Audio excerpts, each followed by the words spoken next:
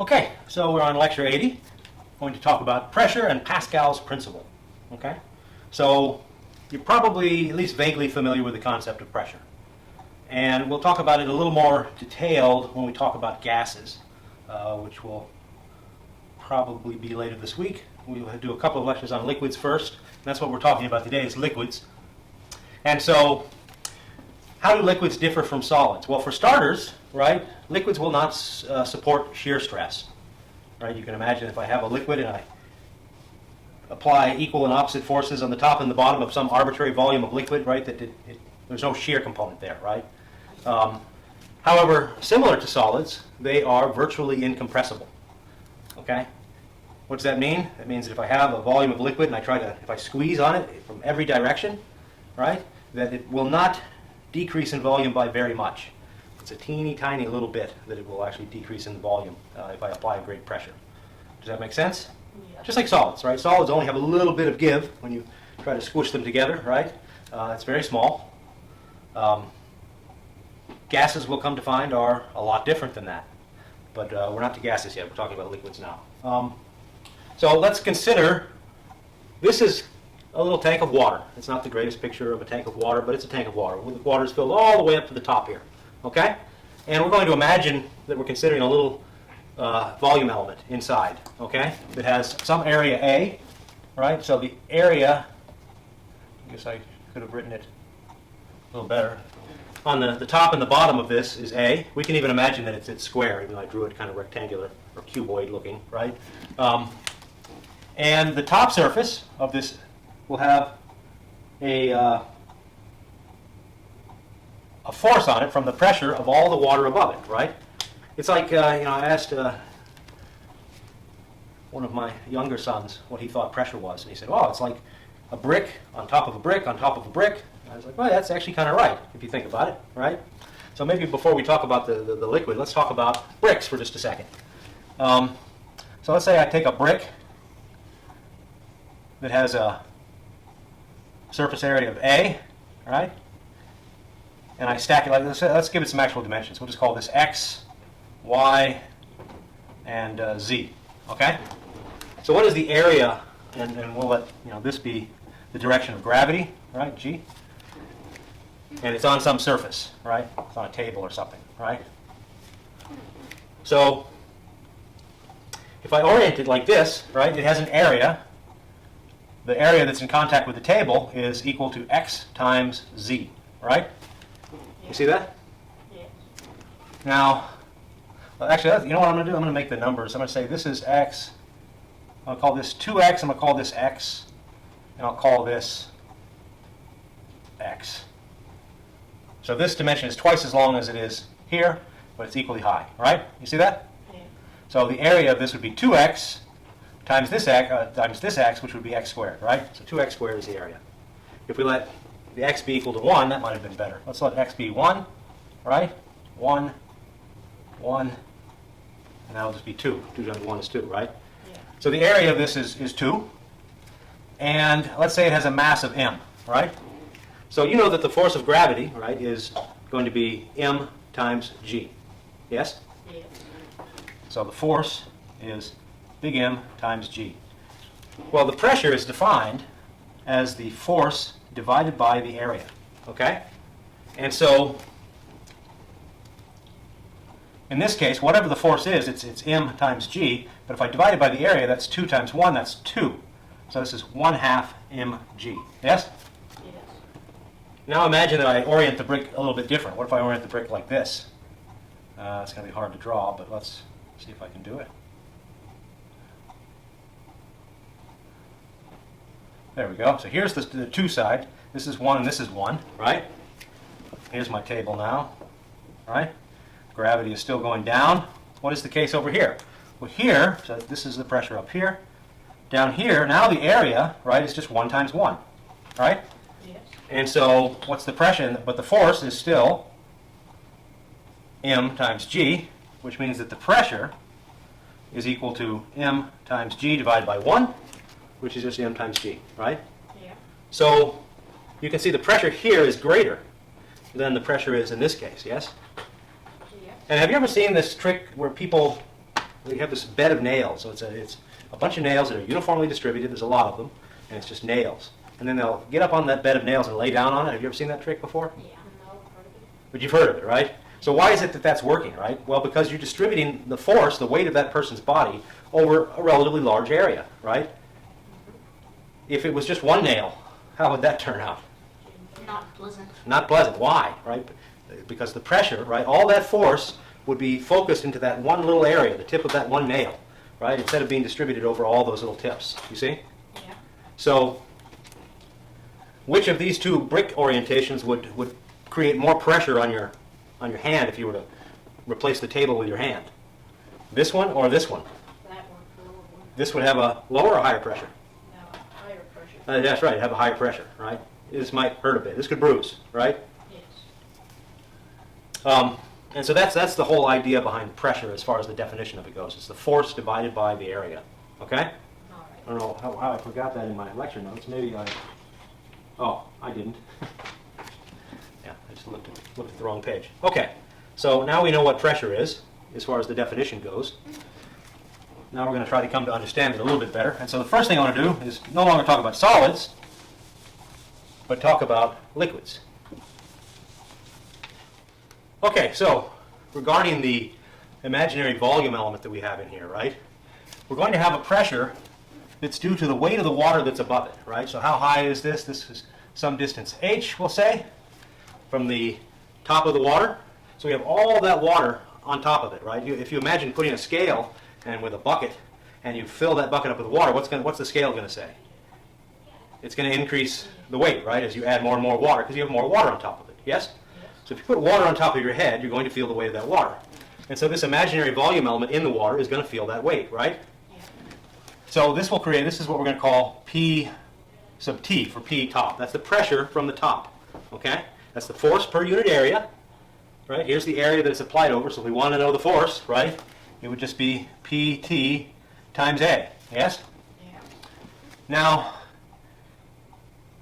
the imaginary volume that we have here has some height, we'll call it delta H, okay? Right? Yes. And the part that's a little bit hard to understand, right, is, and we'll kind of get to that in a minute, is that there will be a pressure from below, right? Because this little volume element is not moving. It's in static equilibrium, let's say, okay? You don't, when you look at the water, you don't see the water constantly going down. It's sitting still, yes? Yes. So this little volume element of water is not moving. But this little volume element of water, it itself has its own weight, right? It has some mass in there, right? And gravity is accelerating it downward, right? Yeah. So there's a force on the water below it because of this, right? But if it's sitting still, there must be something pushing up. And we'll call that P sub B for P bottom, okay? All right. And these two forces must balance if this thing is not moving, right? So PB times A minus PT times A must be equal to mg, okay? Okay. The weight of the box is balanced out by these two pressures at the top face of the box and at the bottom face of the box, okay? All right. This is just, two forces balancing out, okay? Okay. And what it balances out to is it must be equal to the weight of the box, yes? Yeah. Another way to do it, right, is to say that the pressure from the bottom is equal to the pressure from the top plus the weight of the box, right? Yeah. Where the pressure from the top is just the weight of all the water above, okay? And you can make these imaginary boxes all the way up if you want to, just like the bricks that I alluded to earlier, brick upon a brick upon a brick upon a brick, okay? Okay. So here we have this equation, PB times A minus PT times A equals mg. Well, m, that's the mass of the liquid inside the imaginary box, yes? Yeah. Well, we learned last time that things have a density, right? That's a number, that's an amount of mass per unit volume, right? Well, this is a volume, okay, so it has a density associated with it, right? And so I'm going to write the mass in terms of the density, yes? But I also need the other dimensions, right, times the volume, right? So times the volume. But the volume is just the area A times the delta H that I've drawn there, yes? Yeah. So that's the volume. So I can replace this with rho A G delta H. I'm not sure if that's the best order to put the things in terms of, but that's it, okay? Now, I told you before that liquids are virtually incompressible, okay? That means that rho is constant, yes? Yeah. The density doesn't change very much, right? different pressure. So the density down here at the bottom face of this imaginary surface is pretty much the same as the density at the top face, okay? Because the water is incompressible, all right? So what consequence does that have? Well, if I draw pressure versus H, right? So as I go down, right, from the top down, right? That's H, the height from the surface, whatever, right? What are we going to see? Well, let's see if we can figure that out. Well, let's see if we can figure out what this would tell us about it, right? So I'm going to rewrite this. I'm going to factor out the A. So I'll get A times PB minus PT. We'll just call that delta P, okay? The change in pressure from the top and the bottom, yes? Yeah. Delta P is equal to rho A G delta H. Well, you see the A's will cancel, the areas, right? So I can get rid of those. And if I want to, I can divide both sides by this delta H. So I have delta P over delta H, get rid of the delta H over here, is just equal to rho times G. Yes? Yeah. Well, in a graph of P versus H, delta P over delta H, that's the slope, right? So things that have a constant slope, we call those things lines, yes? Yeah. So this is what the pressure as a function of H looks like. It's linearly dependent on the density and the acceleration due to gravity, both of which are constants approximately, okay? All right. So if it's constant, that means the slope doesn't change, and so it has this linear relationship, and so the pressure, right, is going to be given by P, whatever P naught is. So there might be some pressure up here, right, above the liquid, pushing down on the liquid, right? We'll call that P naught. We can assume it's 0 if you want to. I'll talk more about that later, maybe in another lecture. It's atmospheric pressure. It's the weight of all the air above us, but air, of course, is a gas. So we haven't really discussed pressure in gases yet, right? But it has some weight, and we feel that weight on us. We call that atmospheric pressure. Get to that later. So that's the P naught, right? Where was I? Yes. Plus, we need the, it's a line, so it's, how would we write the equation of a line? The P minus P naught equals the slope times, the H minus H naught. Well, will the H naught be 0, right? And so this is just going to give us the slope, which is rho G, right? And times the linearly dependent variable H, right? So times H. So what does that tell us? That tells us that if we, go into a lake, for example, and we dive down deeper, right? That the pressure will increase linearly with the depth that we dive to. Kind of makes sense, right? Yeah. Yeah? Now we'll get a different dependency, right, if this rho is not a constant as it is for a liquid. In a gas, it's not constant. We'll see a different behavior, not this linear behavior here, okay? So if we want to know what the pressure looks like as we go higher in the atmosphere, it's not linear like it is here, okay? It's not going to linearly decrease as we climb in altitude. Actually, it will turn out to be exponential. But so that's the pressure inside, say, a lake or in the ocean. You dive. Have you ever dived? I'm not sure how you say dived. Have you ever dove? That's it. Have you ever dove into the ocean deep, more than like 10 meters or so? No. Once you get down to about 10 meters, right, that's about 30 feet. Is that right? Yeah, about 30 feet. You'll feel a really strong pain in your ears. It's the pressure, right? It's pushing. It can actually hurt, and so you kind of have to pop your ears like you do on an airplane in order to make that pain go away. But it's because as you dive down, the pressure increases. And the way I've drawn it here for this derivation, right, I'm not suggesting that the only components of pressure are downward and upward, okay? That takes us to what we're going to talk about next. So if I were to fill a vessel shaped like this up with liquid, right, what we would find, right, is that the liquid would all be at the same level. Okay? All right. You see that? This is called the it looks like a G, hydrostatic paradox. Hydro for water, stand in for liquid. Static meaning stationary, not moving, right? Paradox, you know what a paradox is, yes? So hydrostatic paradox. So what I said before, that if I consider a little volume element of water down here, right, it's the weight of the water above it, yes? Yes. That it feels. And that's what's responsible for the pressure, right? So if we think of a little cross-section of this, I'm going to draw these like we'll imagine these are circular shaped vessels, right? So we have this vessel of water that have these different cross-sectional areas. You remember the idea of cross-sectional area, right? If I were to slice it right, then this is the area that would result from it, right? So if we were to slice off this container here, we'd see a circle of, some radius. We'll call this area, call it A1. This will be A2, and this will be, say, A3, right? A3 is obviously the biggest, right? And so the paradox is this. Well, if I put, something here to test what the pressure is, right? It's supporting the weight of the water above it, but it looks like, given this area here, right, that there's a lot more water above this section, right? So you think, well, the gravity is going to pull this section down more, right? So why is the water not shooting out these smaller holes over here, right? Because it's more weight on this side than there is, say, here, right? Because here there's less water, right? Here's a big jug of water, here's a medium-sized jug of water, here's a small jug of water, right? We know which one weighs the most. And so if it's all about that, then what's going on here? Well, how do we resolve this hydrostatic paradox?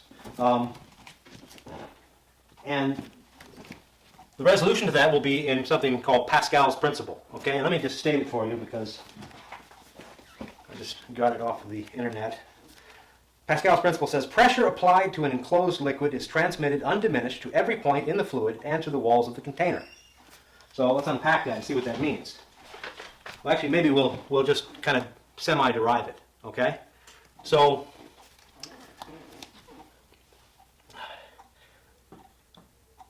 if I were to say push down on this, right, if this is my input here, right, and I'm putting a weight of water, right, to push up, a weight of water over here, right, then I have to put energy in. But we know something about energy, that energy is conserved, yes? So we know, maybe I reduce this to just 2 elements to make it a little easier. Let's do it like this. Just have 2 elements. We'll call this A1, and this we'll call A2. Actually, no, let's call this A in, and we'll call this A out. Okay? So I want to see what the effect of the water in this volume element pushing down is going to have on this element here. Right? And what we do know for sure, right, is that E in is equal to E out, because conservation of energy is fundamental. Right? Yeah. But energy, through the work energy theorem, right, is Fn, the force in, so it's the force of this water element, right, times, we need a displacement here, we'll just call it x in, okay? That's some displacement. So if I move some water down over here, right, with this force, if this force does this work, right, then it has to be equal to whatever work is done on the other side here, right? So this equals F out times x out, right? Does that make sense? So what I want to do now is I want to re-express, right, x in and x out in terms of the volume, okay? So I can write that F in, so this would be the volume in, that's the volume, this volume from here to here, right, all this stuff, right, divided by AN, by the cross-sectional area, right? If I divide the volume of this whole element here by this cross-sectional area, that gives me this displacement x, right? Whatever this displacement is, right? You can make it really big like that or really small if we wanted to, right? Yeah. Same is true over here, though. This will be equal to F out times V out over A out, okay? Now here's the crucial step in this whole process, right? Because we recognize that Fn over An, right? That is pressure, right? Force divided by area is pressure, right? Yeah. So we'll just call it Pn, the pressure in, right? The pressure times Vn equals, this is pressure out, the pressure that you feel over here, right? Times V out. Yes? Yeah. Well, remember that I said that that liquids are virtually incompressible, right? Yeah. That means that the volume, right, is conserved. It's constant. Okay? Because if I push down on this way, this side has to come up equally, right? Yeah. We have to move an equal amount of volume on this side. Yes? Yeah. Does that make sense? Yes. Yes? If it was compressible, then I could push down on this side and it could get squished, right? And so there's no reason why the change in volume on this side would have to be the same, right? Yeah. So we'll just call it, I don't know, conservation of volume. No, that's not a good term.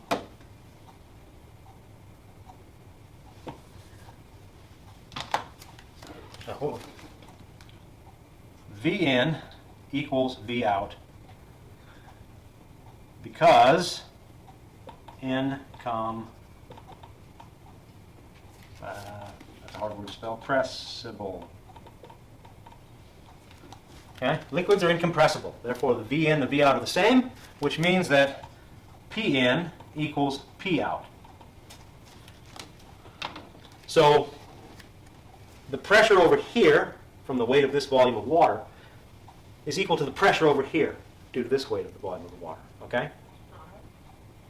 So this pressure, right, if I were to imagine a point, right, it doesn't just act from below and above like we drew in our original derivation for the pressure as a function of depth in the water, but it also comes from the side as well, right? It's pushing from all sides, right? And we won't really understand why that is until we start talking about pressure in gases, and we talk about the kinetic theory of gases, and that gases are made of molecules, and this and that, right, that we'll really understand that, okay? But I think, pretty sure anyways, that it stems from that, okay? And Pascal's principle, as you can see, it really stems from conservation of energy, okay? And the incompressibility of liquids, okay? Does that make sense? Yes. Because the liquids are incompressible, right? A change in volume on this side, right, it's got to be equal to a change in volume on that side because there's no compression, you see? Yeah. Yeah?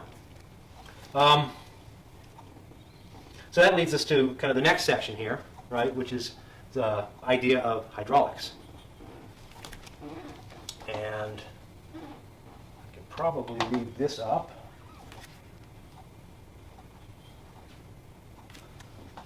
Actually, no, we'll just erase. Hydraulics. So what is that all about? This was, a very important application of Pascal's principle, okay? This notion of hydraulics and what you can do with it. And so let me just, I should have left the vessel that I had up there before. Maybe I'll draw it over here. So here I've got another one of these containers with a small cross-sectional area tube on this side. It's all filled with liquid. And then a larger cross-sectional area on this side. We'll say that this cross-sectional area is 100 times the cross-sectional area of this side. Okay? And we know that Pn equals P out from Pascal's principle. Okay? Yeah. And this is just Fn over An. F out over A out, right? Yes? Yeah. And so if I now look at the ratio of F out to F in, F out to F in, so this is the input force over here, the weight of this little 10-gram mass. This is the output force over here, right? I've kind of written the answer already, but this, as it turns out, because of this larger cross-sectional area, can support 100 times the weight. And so this will be able to support 1,000 grams on this side. But the mechanical advantage, right, this is a force multiplier. Remember force multipliers back from lecture, I don't remember what lecture number it was. In an earlier lecture, we had the idea of lever arms and mechanical advantage and all that, right? Force multipliers. You can't multiply energy. You can't have an energy multiplier, but you can have a force multiplier, okay? Okay.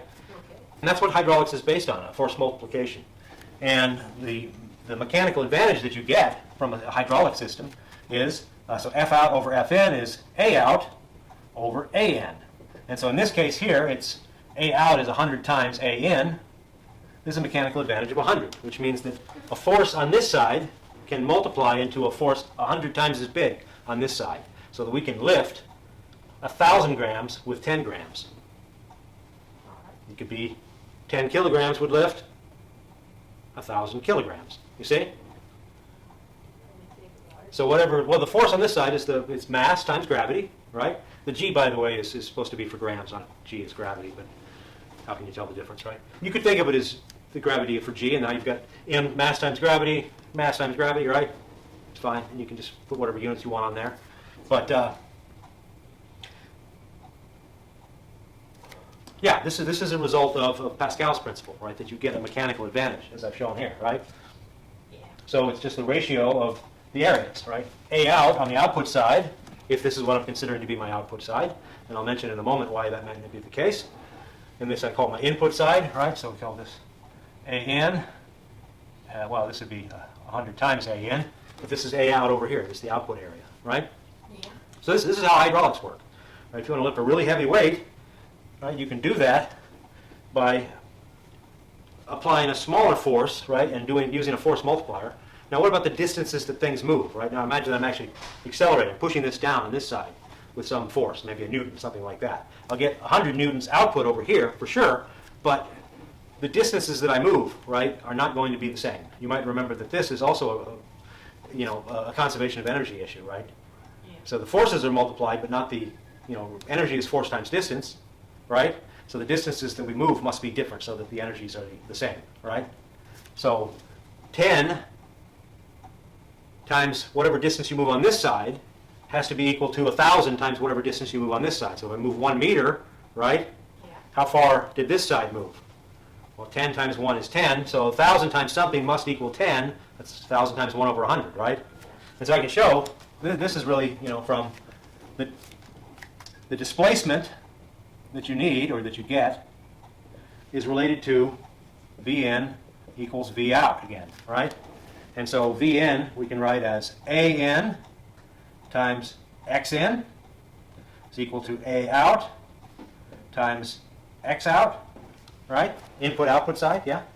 And so if I want to get the ratio of, let's say, X out over X in, that's equal to X out over X in. That's going to be equal to A in over A out, right? If I call this M for mechanical advantage, call it MA, that means this is equal to 1 over MA. You see? So the displacement that you get is equal to 1 over the mechanical advantage. All right? All right. So sometimes, however, right, you want to move over a great distance. Okay? So maybe you don't mind applying a really large force, okay, on one side.